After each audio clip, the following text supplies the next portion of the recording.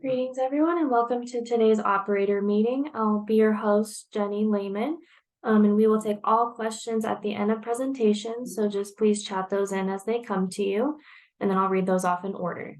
First up, we have a presentation by Greg Duranolu about the House Bill 23-1242 water reporting update. Greg, are you ready to get started? Yes, I am. Thanks, Jenny. Good morning. I'm Greg Duranlo, the Environmental Unit Manager here at ECMC. I don't have a presentation today, just a couple of points and updates, and wanted to follow up with some questions, information on some questions that I've received from folks. So as you know, we've been working with our internal as well as the Office of Information Technology developers to continue to work to modify the Form 7 monthly report of operations to accept the produced water data report, which is also known as the Form 7W. Beginning in October, internal staff was able to run some tests on the form design. And that input has been taken, and then we've sent that form out for testing among a couple of industry folks, and we're still working through that process. I'll ask Chris Eisinger to update us on that in a couple minutes. Thanks for visualizing yourself, Chris. And then just, I guess, where else we are starting in September then. Operators did start submitting spreadsheets via email, and we've been receiving kind of dozens of those per month. Those are coming into my email. Please continue to do so until that form is rolled out. I've not been as diligent at providing responses to those. So if you have if you're just submitting the data, just submit it, and I may or may not get a response right to you. If you have a question, you might flag that in your subject line on the email that you have a question that needs answering, and I'll try and make sure that I get you answers to those questions. And we are still hoping to get that final form rolled out, I believe, this month. But again, Chris will update us on that. Chris, do you want to go ahead and hit that now? Sure. Thanks, Greg. Good morning, everyone. So with regards to the updated Form 7 to allow for reporting of produced water, we are in the final stages of testing. We had some hiccups with regards to access to external operators for testing. I believe those have been resolved or being resolved today. My expectation is we will do testing this week and be looking at rolling this out probably the beginning of next week, so just before Thanksgiving. It will be available to everybody. When it is, I will make sure that there's an announcement posted on our homepage to let people know, as well as we may send out a blast to people, let them know that this is available and that they should start using this to submit their information. So that's it. Thanks, Greg. Great. Thank you, Chris. So the next set of reporting will be the quarterly reporting by location. And so we've already started working on form design to collect the data required by that section of the statute. We've also met with a couple of stakeholders who expressed interest in providing feedback into that design. And so that's been a pretty productive process. If you are feeling like you have some thoughts on that and want to get involved in that, please feel free to reach out to me. What we've determined is that will not be tagged on to the monthly production reports, just because it's a quarterly reporting cycle. So that will be a standalone form.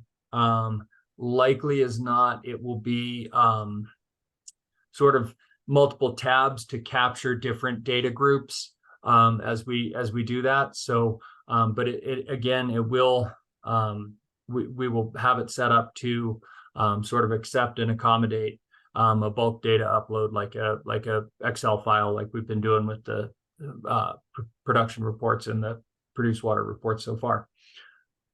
I wanted to let everyone know that we have posted 2 positions for recruitment associated with the House Bill 23-1242. Those are a produced water consortium data manager and an environmental protection specialist.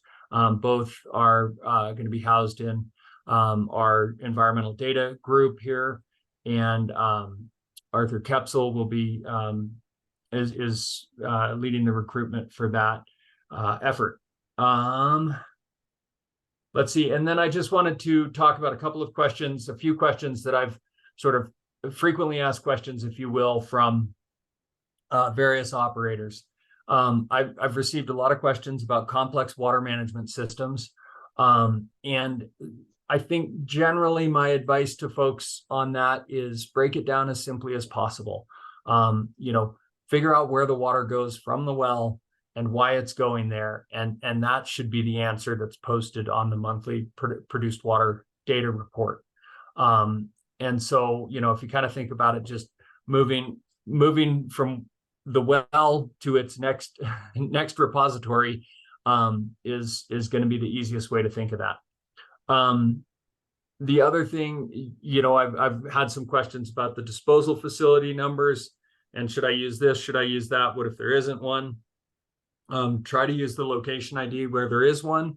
If there isn't a location ID, like if it's a facility that's permitted only through CDPHE or permitted in a different state, we won't have a COG or an ECMC a facility ID or location ID. So in that case, you'll leave it blank.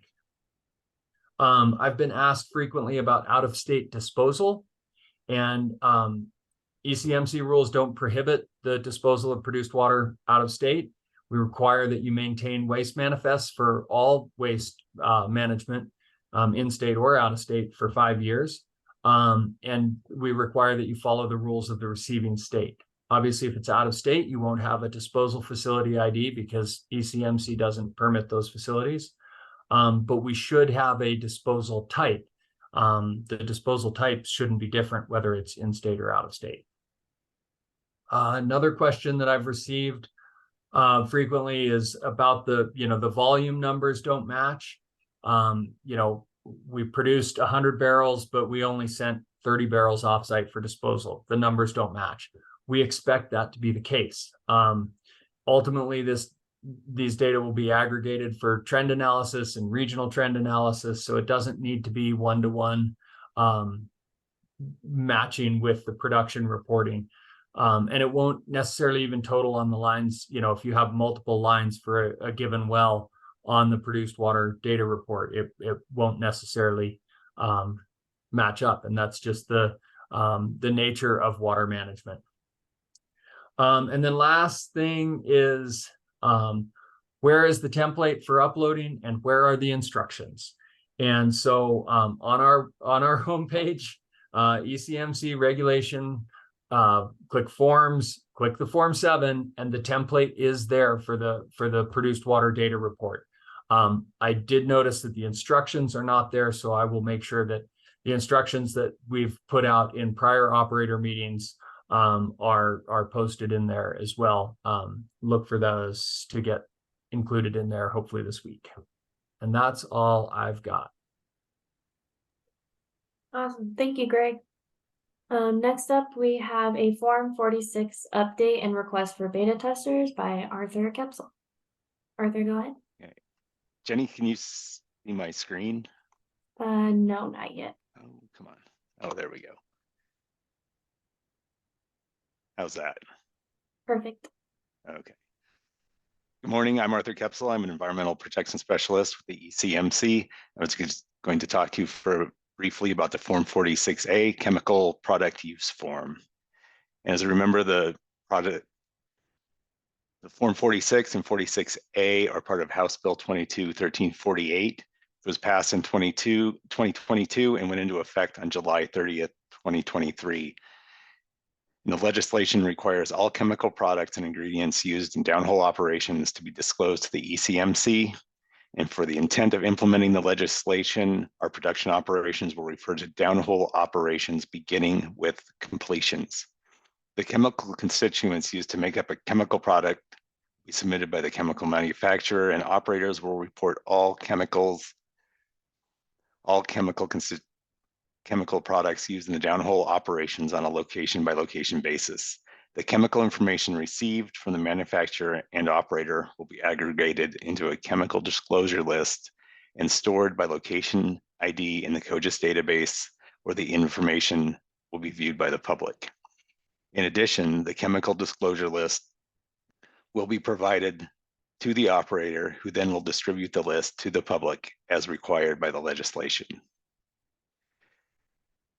In the first, we're going to use two forms to implement the legislation. The first was the Form 46, which has been introduced before, and we've made some revisions to it, and it's currently still undergoing beta testing. I have one beta tester left that I would like to hear back from, and if there are no changes required, it should be ready to release shortly. And once we release it, there will be an announcement on the homepage. And the second form is the 46A, the chemical product use form. And it will be completed by the operator, and it's currently ready for beta testing by operators, and we are looking for volunteers to conduct the testing. And I just have a brief introduction to the form, and this will start similar to our other forms with operator information. Then the next page will be the beginning of the chemical product use form, and you will select by location first. The next tab will give you an entire list of the wells. My selected location only had one well, so then you can select products down here at the bottom. If you click select products, it will take you to the next select products page. And to add a product, you just click add a product there or at the bottom of the page. And then once you get to that well, you need to add the date the downhole operation commenced, which I always screw this up. I forget that whenever I test it. I'm like, what's wrong? But you got to make sure you have that in there. Then you can select your chemical products on the left. And once you're there, you have your chemical products. You will need the quantity, and we're limiting the units of measure for quantity to pounds, barrels, and gallons at this time. That may change if we need to. So once you add those, you can move on to the next one. And this, like similar to the Form 46, you have your attestation page where you just have to fill it out here. And once you've signed it, you can click review form.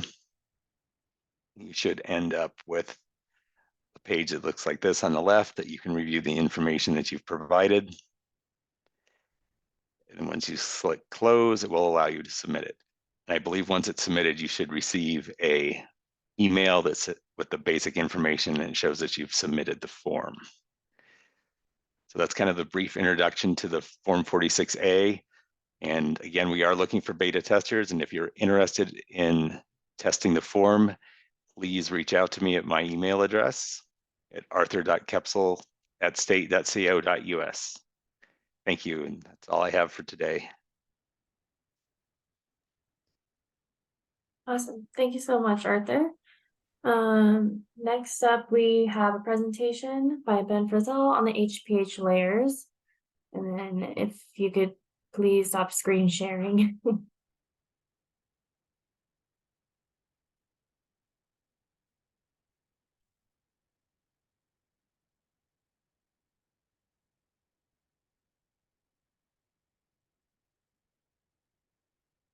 Perfect. Alrighty. Ben, are you ready to go? Sure, and Jenny, thank you very much. Good morning, everyone. Ben Frizzell, one of the location assessment supervisors, and we just want to quickly and briefly go over the adoption of the 2023 HPH layers. Next slide. So a quick overview. The hearing was held on October 5th, 2023, and was approved by the commission. That YouTube link is there embedded into this presentation, which will be a part of this, and we're happy to provide it as well. These layers will go into effect November 30th, 2023, so coming up shortly. and we will start using them on that date for any applications or forms received on and after that date. Next slide.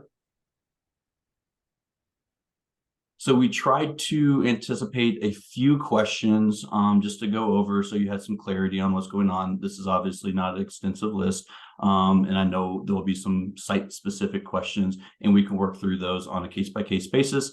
But generally speaking, will old locations be grandfathered in?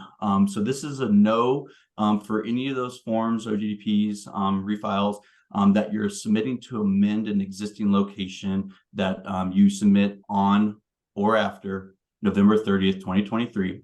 And this will, we'll be going from that point on. And please remember that any submittals need to be full submittals. Just submitting your 2C alone will not establish that you've submitted that application or your OGDP application and get you in before that November 30th date. You need to have a full submittal.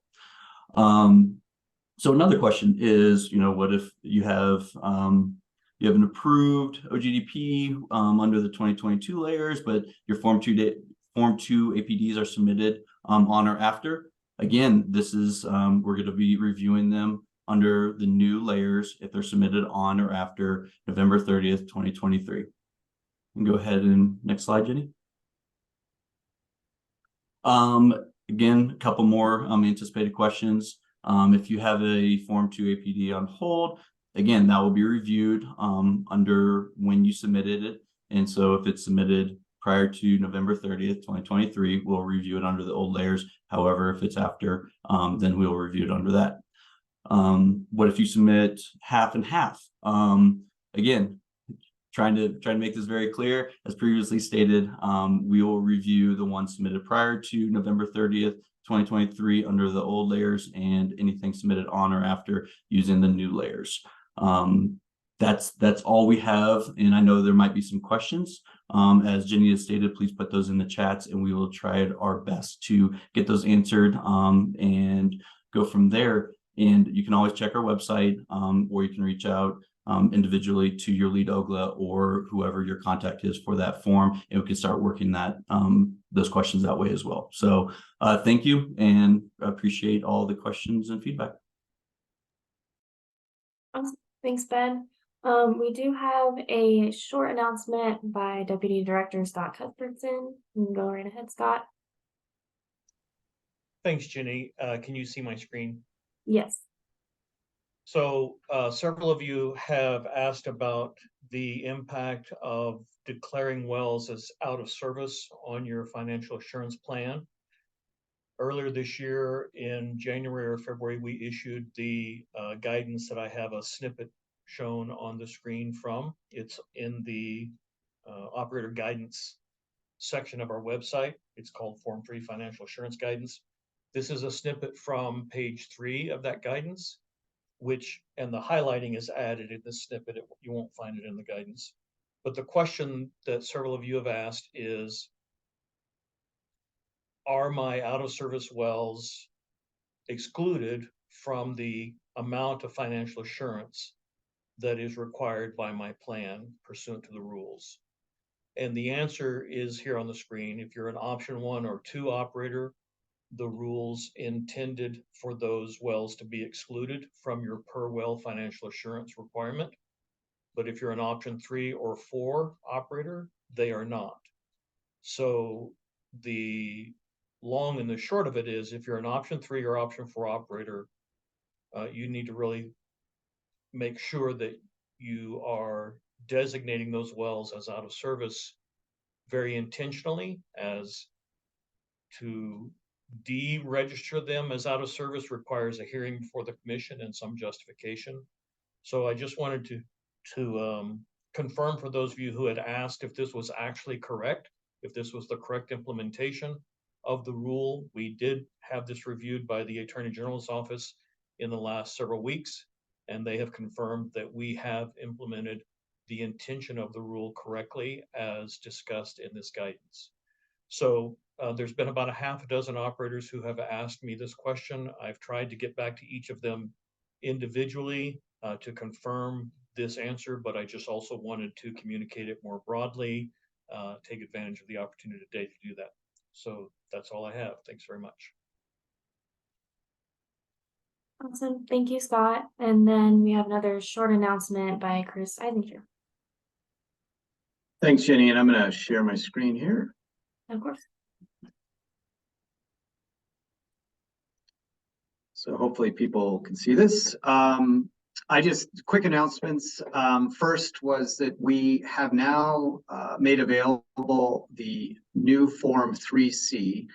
This is a very simple form for requesting release of replaced financial assurance. This is available you can go to our forms page. And then the link, it's via the new eForms platform. If you start a new form, you should see that there. I will emphasize that the Form 3C is only for a very narrow use case or situation where operators have provided new financial assurance instruments that replace their existing assurance instruments. And it will only be applicable with an approved Form 3A. So if you, as an operator, have submitted a Form 3A and it's been approved, and there are instruments in that 3A process that were replaced, you can use this Form 3C to request release of those that are no longer being used. For all other bond release requests, so involving like PA wells or transfers or sold assets, you would still need to go through the old process and contact the financial assurance staff. So if you have any questions about the Form 3C, you can reach out to myself or the financial assurance staff. Second announcement, with the name change to the organization back in July, we updated the PDF Form 1 and Form 1A. These are the forms for operator registration and designation of agent. We ask that you please use these new forms if you aren't already. I think a lot of folks have it bookmarked, and so they've been sending the old version, which has the old logo. We really need people to use these new versions with the new ECMC logo. And those are available also from the forms page. So if you want to go there and then bookmark those new ones, you can do that.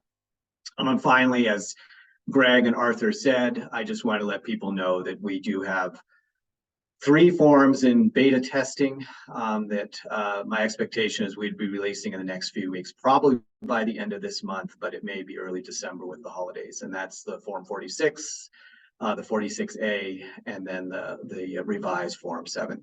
So that's my announcements, Jenny. Thank you. Awesome. Thank you, Chris. That is all of our presentation. So we'll just start going into the questions. The first question we have here says, once the Form 7W is finalized and available for use, what will be done with the data that is provided? Will this be compiled and summarized? Will the data summary be made available to the public on a routine basis? And will the produced water data be included in the annual report of cumulative impacts? Thanks for that question, Mike. Likely all of that. The data will be compiled, aggregated, analyzed, and prepared in such a manner to provide actionable information to the Colorado Produced Water Consortium, to the Commission, and to the legislature as required by statute. Though it's not explicitly required by the statute, it seems like it will be very appropriate to use this data and those reports and the information, obtained from the data in the annual cumulative impacts report. We likely will not have that data compiled and aggregated in time for the 2023 cumulative impacts report, but certainly going forward beyond that, I would expect it to be there. Awesome. Thank you, Greg. Next question. So how do we verify if our chemical supplier has submitted the Form 46 with their chemicals listed? So there will be a list of submitted products available for download through one of the screens on the Form 46A. And other than that, operators will have to work directly with the manufacturer and distributor of the chemical products to get a Form 46 submitted for those products if it's not currently listed. Awesome. Thanks, Arthur. Next question. Do operators need to report corrosion inhibitors used in operations, or is the intent being to report completion chemicals used in fracturing, etc.? Based on a review of the legislative intent of House Bill 1348, the ECMC is going to focus on chemical products that are used in hydraulic fracturing to roll out the 46A process. And reported chemical products should include the base fluids and additives that make up hydraulic fracturing fluids. Thank you. Next question. The 3I is required whenever a new rider is submitted for the 3A, correct? Does the 3I have to be notarized? So I'll take that one. The 3I is a blank template that you're welcome to use as the surety instrument if your surety provider does not have their own form or instrument that they want to use. So the 3I is provided and is used predominantly. It's used extensively.